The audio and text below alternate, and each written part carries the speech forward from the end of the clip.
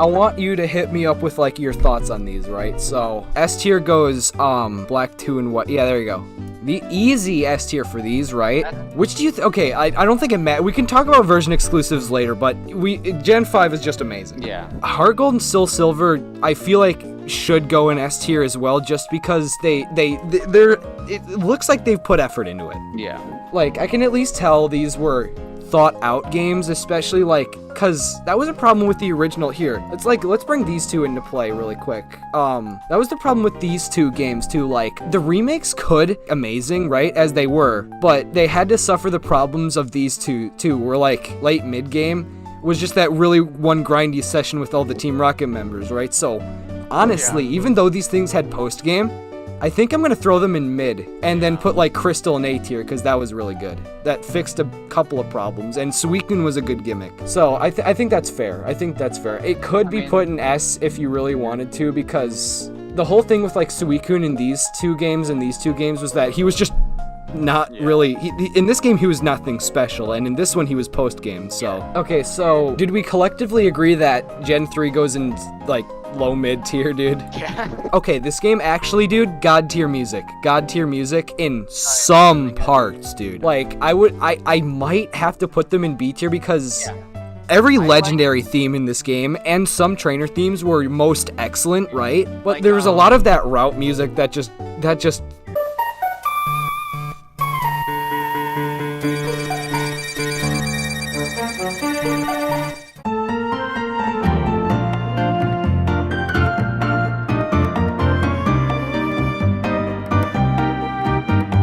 But yeah, other than like these two fixing a lot of the problems original Gen 3, I'll put them in, let's just put them in, like, there we go, call it F.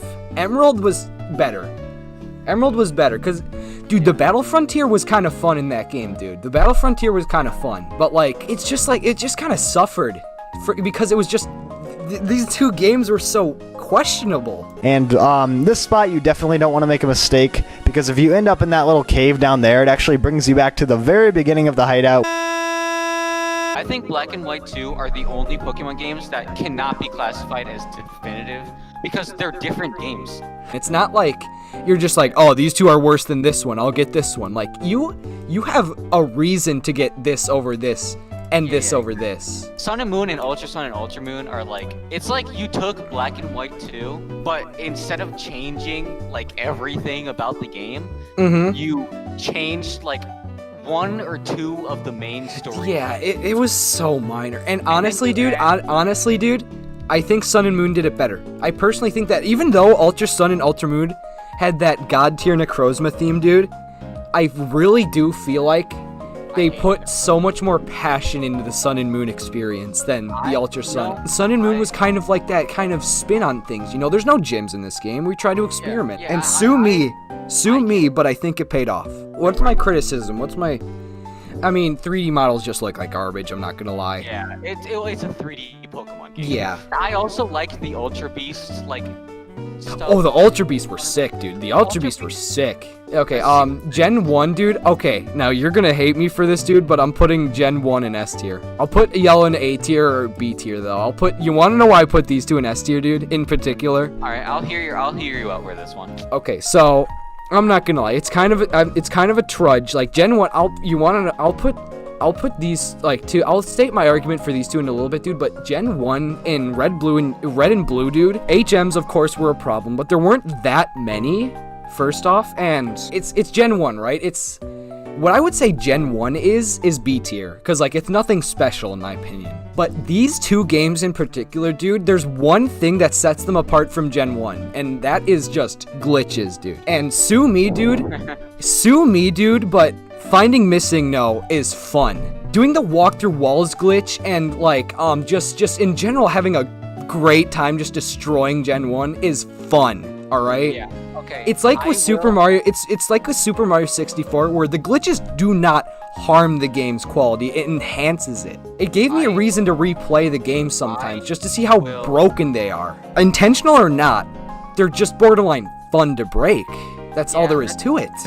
That's true. And in Fire Red and Leaf Green, dude, I replayed them actually. When you take away the glitches, you're just left with a kind of bland game, really. I will be honest, when I played Fire Red for the second time, it was a bit of a trudge. It's not really bad or anything, but like, No. what's putting it in A tier really? And like this version, I might, They tried to do something with like Pikachu, but really it was just Gen 1, but they patched out Missing Note. And not really either. Also, not to go back to like Gen 5, I somehow forgot about like the best inclusion in Black and White 2 that wasn't in Black and White 1, is the Pokemon World Tournament. Oh my god, yeah. Dude, that was actually so fun. And the only reason I thought about it was because there were Gym Leader and Elite Four remixes. Yeah, dude, Gen 5 remixed every single track from those people, and they sounded good too. They were good remixes. And that's also why Heart Gold and Soul Silver up here too, dude. Their Kanto Gym Leader themes are most excellent, dude.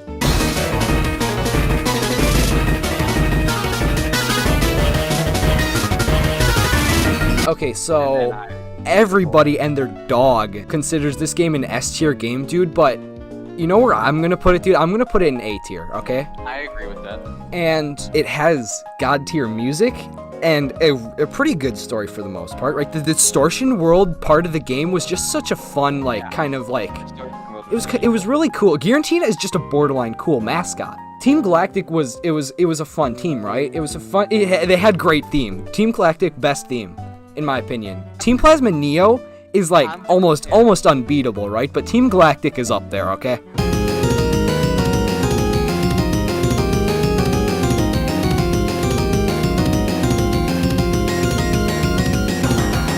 I only just, you know when you're going to Snow Point City, I actually despised doing that. There are sections in this game, right, that just make you livid, right? Like, that section was unnecessarily slow, right? And there was another one where you're going up, you're going up to that one small town, and there was the fog. yeah, and dude, the fog, you can't make that in HM. That doesn't work. I did not want to give any of my Pokemon defog, so I didn't. And I tried to go through the area without it. And yeah, it was borderline like unfun. My playthrough of this game, right, dude? I needed HM slaves to get through that mountain. You are not telling me I have to teach Infernape Strength and Rock Climb. You're not teaching me that. I've already taught Golduck Surf, and I'm not trying to teach him Waterfall, so he's going on a B-Barrel. Yeah, I am not going through that cave teaching anybody to fog. I'm not doing it. So I'm using HM slaves. HMs are such a prominent part in Endgame that it's just not like it's borderline off. Also, that is another contender for why I think Sun and Moon is good, is because they got rid of HMs. Oh my, that was so. And you want to know what was icing on the cake? Though they didn't get rid of the ability to teach them. They still made them TMs. They're leaps and bounds ahead of like Platinum in that sense. You know what, dude? I'm not gonna lie. I think if I were a betting man, I would say that is worthy of A+ in my opinion. They don't deserve the hate they get. Really, they were excellent. Not really. Like I really Sun and Ultra Sun and Ultra Moon were like, yeah, I'll put them in A tier because they are just Sun and Moon again. Oh, Alright. and now it's time to deal with here. No. Are we gonna do a new one?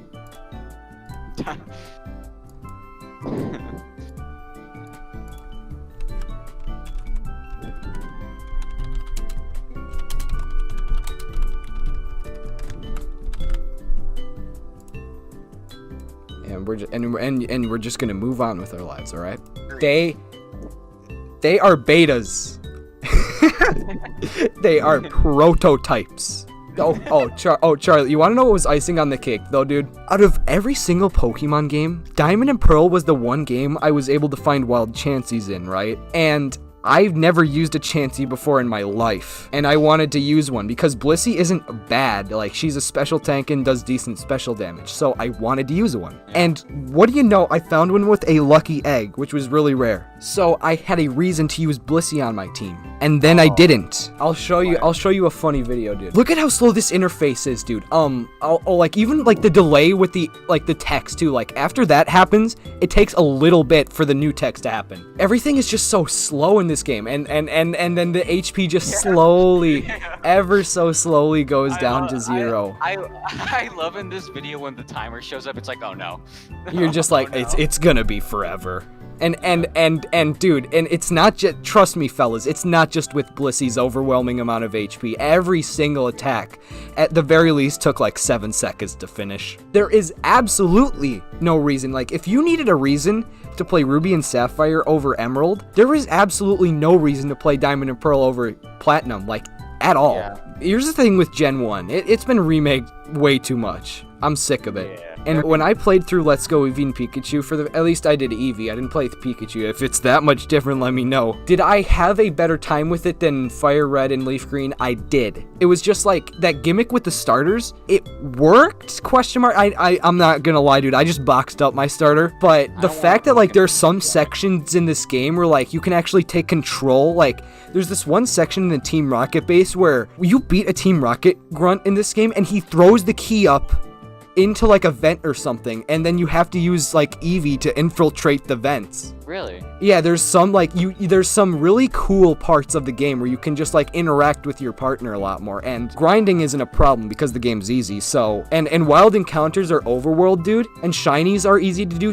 Dude, I could shiny hunt in that game and have fun with it. I don't know if it's fair, because like these are really side games, but if I'm judging them as games, these were really fun. With like Gen 1, really, it was like Safari Zone Pokemon like Chansey were just a pain.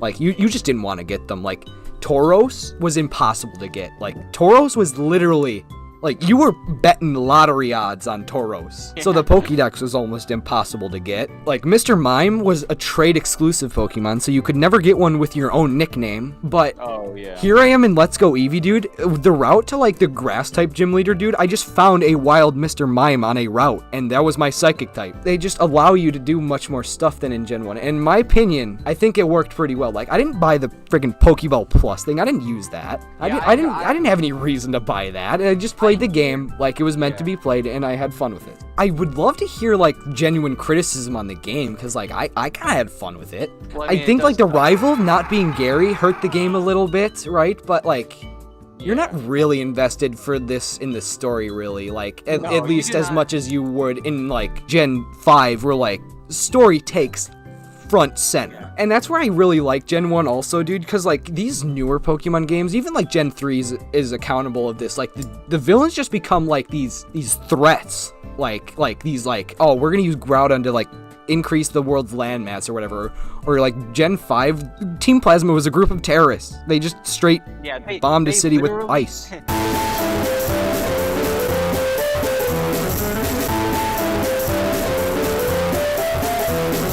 The story in Gen 1, it wasn't really there. It was just sort of like Team Rocket was a group of criminals that just wanted money and were bad people. So while you were on your quest to get all the gems, you went alongside your just like, oh, I'll put a stop to these guys. Why not? Giovanni was such a like, and the fact that he comes back at the 8th gym was really cool.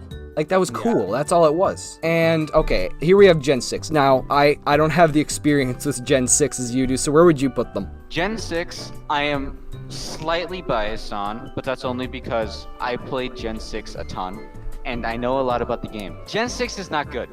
I will say this up front. Gen 6 is a bad game. Okay, now Charlie, let me tell you my thoughts right now really quick though. So, because of the lack of like good the amount of new Pokemon that were added in this game, and the start of 3D models, right? And a lackluster story, right? And not really much options in terms of the new gimmicks with like Mega Evolutions. Like most were post-game, right? I hope you'll agree with me when I throw them in C tier, right? I feel like this is where they belong. I'm genuinely considering moving these two down a tier just because like I'm gonna say a little bit more about like why just like Ruby and Sapphire was just that bad. With Ruby and Sapphire in particular, dude, just the necessity of a walkthrough. First off, waterfall. If you don't have Flash, you can easily miss miss it and will, as I have. Remember that one section, dude, that you saw me playing right in the randomizer we did where we were trying to find the cave for Kyogre and we just spent 35 minutes diving into the wrong spots. There was needless backtracking in that game. Like in Omega Ruby and Alpha Sapphire, for example, like as soon as you're done with the fire type gym leader, your rival's just like, hey, you want to go to Petalburg or whatever to fight your dad? And then you'll instantly go there. Yeah, that was in these two games, you have to walk the way back. Sword and Shield, I haven't played these, and neither of you, right? I think we're done here. Who posted my news on Twitter.com? Okay, so basically I asked all of Twitter, and I asked all of Reddit, and I asked a couple of my friends, right, on their opinions on this list, right? And I believe I could make some well-needed adjustments to the list. Everybody and their dog was wondering why these two were in S tier, so I had to tell them how fun it was, right? And they disagreed with me. They don't think breaking red and blue is that fun, and I'm stubborn about that. It's seriously that much fun to do. The first change I'm gonna make, dude, I'm putting Pokemon Yellow in A tier. With the benefits that these two bring, like with the glitches, dude, this one patched out a couple, but really, if this is your only Gen 1 experience, you can still have fun with the game as much as you could with these two. It's not that much of a difference. It's just kind of harder to find, like, say, Missing No, and you have to go out of your way to have fun glitch-wise with it. Apparently, this exact tier list gets posted every week, so apparently we suck at everything and we're horrible people. So this guy said Ultra Sun and Moon were much better, and I just said it was boiled down to the story, because, like, Sun and Moon had god tier story, because, like, Luzamine was an insane villain, like, it was epic. Baba Booey. This guy preferred Ultra because it had just more, like, content, like, the whole space thing where you could catch all the legendaries, that was a sick way of including all the legendaries. I will agree. Ultra Sun and Moon did have some pretty cool mini games. I like those. You know what? If these two are an A+ tier, dude, then I feel like even if you prefer Sun and Moon's god tier story, you can't not kind of like put them in the same arena, really. They made like the game better in exchange for like a bit of story. I'm tempted to put Ultra over Sun and Moon, really. I'm pretty tempted because like overall Ultra Sun and Ultra Moon are probably better games. I just have bias and I'm gonna acknowledge that. Also, I didn't hear any defense in Platinum or Emerald, and those were the two hot takes, really. Because, like, here, he says, were your friends smoking crack or whatever? You put Red, Ruby, and Sapphire in F tier, Emerald in only D. Literally, dude, look. I'd love to hear people defend Emerald version. Let me type in Emerald. Emerald should be higher. I ask why. I'd love to hear a case. And he doesn't tell me. He says Emerald and doesn't tell me. Emerald is a bit too low. I've watched a ton of people rank these games, and Emerald is always an S tier. I really didn't get why that was. I'm totally down moving an upper tier if I hear an argument for it. I never got one. It's staying in C tier until I hear an argument for it, dude. This guy right here, he had a lot of nostalgia for it because he said, okay, A, if you had Coliseum and Gale of Darkness, you could nearly complete the entire national dex, which was pretty cool. They tried to do something different with like the Sevi Islands, I guess, but like here, I didn't play Fire Red and Leaf Green enough. Like what do you think? Do you think the changes are like enough to separate it from like, say, Let's Go Eevee and Pikachu? I think the Sevi Islands were cool for a little bit. I think I don't know if I'm remembering correctly, but I think the Sevi Islands required some HMs to pass them. I think the Sevi Islands were pretty cool, but You just didn't have as much fun as others might. I don't know. I think they're fine in B tier personally. Bad.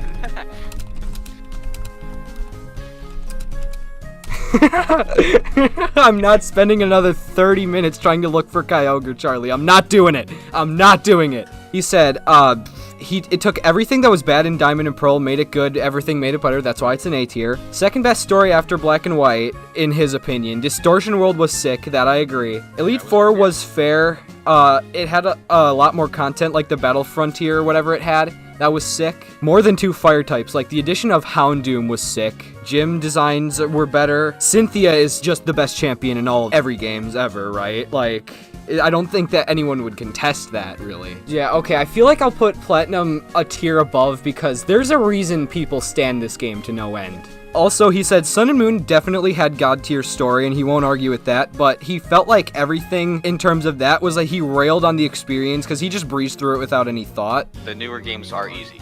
That's just like a fact, though. Yeah, I mean, yeah. Ultra Sun and Ultra Moon, I think they were a little They were definitely harder, and that helped. The Ultra Necrozma boss took me a good 3 tries. No, dude, you wanna know, dude, you fight, Dawnwing Necrozma or Duskmane Necrozma at level 47, and then he just gains 13 levels. It was a little bit of artificial difficulty. It's kind of like in post-game for Black and White and Black and White 2, where trainers in that game go up, the second you get to post-game, trainers go up like 20 levels above the Elite Four. Sun and Moon, I could definitely see why people do not like these games, as, like, you know, even though the story was god tier, right? It is easy. So it is easy to just, like, not really get into it. So at the very least, it's good. I think that's fair. I'll be honest. But here, you know what? I think we should make another tier just for Sword and Shield,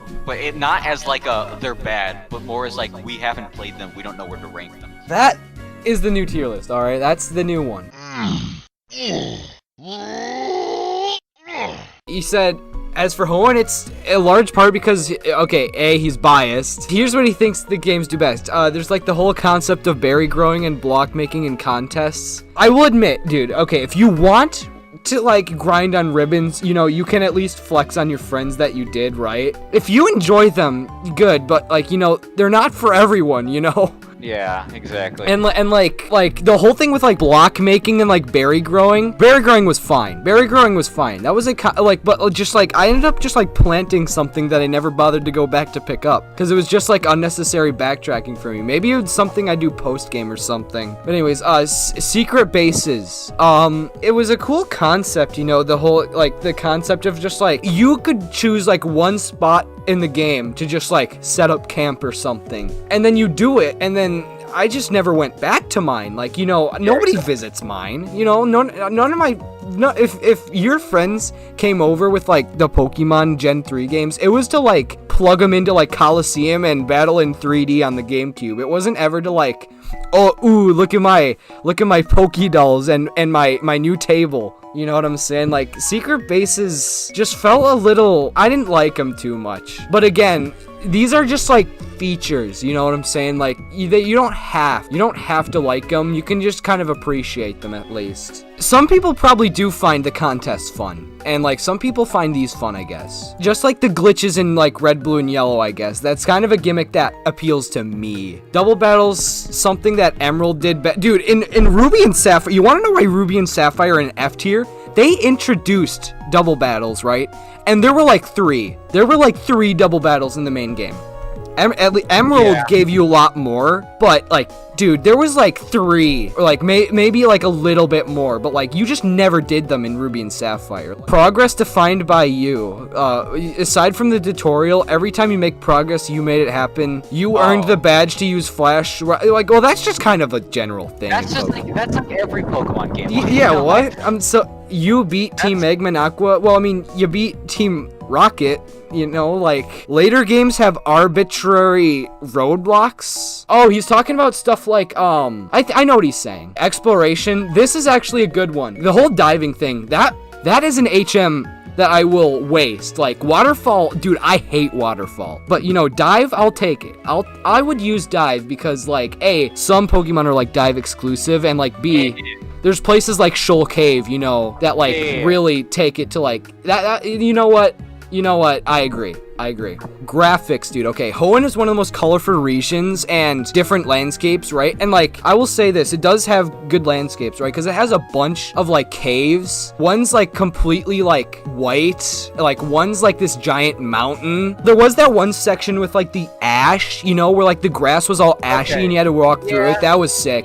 The whole Reggie quest, it's so strange yet satisfying, and this we agreed on. Like, it was, you needed a walkthrough through it. You absolutely needed a walkthrough to get through it, but I guess it made the legendaries that much more cryptic and like satisfying to get, you know? Battle Frontier, yeah. Battle Frontier was amazing. It was in Emerald. It wasn't in Ruby and Sapphire, and that's why Ruby and Sapphire are again in like D tier. Yeah, okay. I was just making sure. Like Emerald did this. As soon as you trained up your team and got like your dream team, your number one task was just like to go to the Battle Frontier and see if it could make it. And the trainers there were sick too. They had like legendaries and like shinies, and it was epic, dude. I that's what I'll praise Emerald for, even though I played very little of it. The Battle Frontier was sick. Region layout. Something Oras messed up a bit. The region's laid out so as soon as you want to backtrack, there's something for you to find if you go a new way. You can go to Meteor Falls and back to Rustboro, and you'll have some new rewards from Devon and an easy way to Vertenturf. You'll need to backtrack to Petalburg, and you can explore a desert. Yes, that's actually true, dude. That's where we grabbed the fossils. Dude, I'm actually, this man's thinking like 3 steps ahead, actually.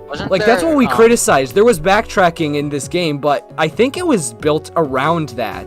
I mean, okay, on A, you don't, if you take the old path back, then it's just backtracking. Yeah. That's a bit of a problem with this point, but I do see where he's coming from, though. I do see where he's coming from. And like, okay, soaring in Oras, it was just fun to roam around the skies with Megaladios. I kind of agree with this. Wasn't like with soaring, that was the way they included like all the legendaries, like there were some like islands or something. Yeah. You had to have Mega Latios and Latios. Okay, yeah, that was okay. I will admit, dude, like the whole like even like Sun and Moon too. That's like the way they like handled how you get the rest of the legendary Pokemon in this game. It was kind of cool. I feel like we could move Emerald up to good, if not pretty good. I think we'll move it up to good. Okay, like with Emerald's list of like features here, Red and Blue's features are just being broken video games. Yeah, and that's not really like necessarily a good thing, honestly.